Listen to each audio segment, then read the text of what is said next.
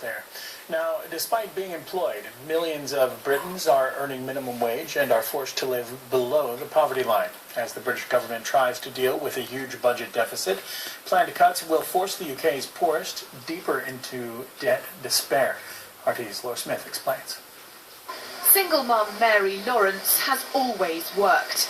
But despite that, as a school dinner lady making just above the minimum wage, she's classed among the millions of working poor.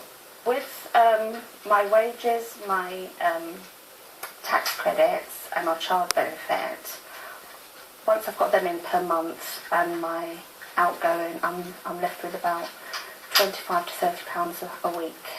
And that's for clothes, birthdays, Christmas, and that's it. With nothing left for emergencies or savings, Mary worries about 5-year-old Alfie growing and more expense as he gets older. And she's just one of a staggering 7.9 million adults living in poverty in the UK, 60% of whom work. Recent figures show that in modern Britain, having a job is not enough to lift people out of poverty. And government cuts are creating a perfect storm for people like Mary, as the state's approach to reducing Britain's budget is by slashing welfare and services, not by increasing taxes. In poll statistics, the poorest tend to hit 13 times harder as a proportion of their income than the richest tend.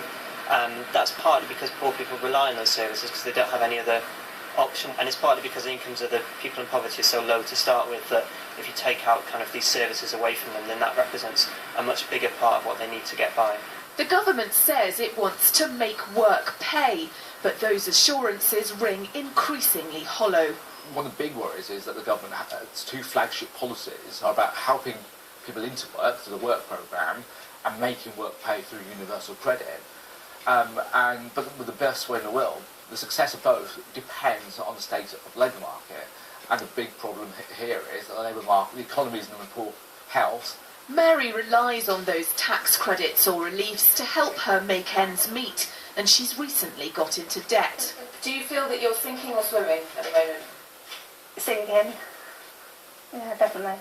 And she has a message for Prime Minister David Cameron. Please think of the people that are on a lower wage and not the ones that are on a high wage. You know, we've still got to survive and have a life. And a life isn't working Monday to Friday. And that's all you do.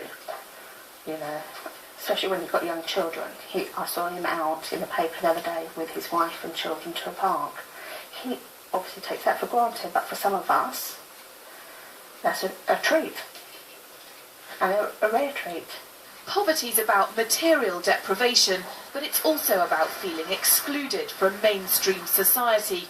And experts argue that chopping the welfare budget now will have an impact on poor families that will last well into the future, with deep and lasting effect on British society.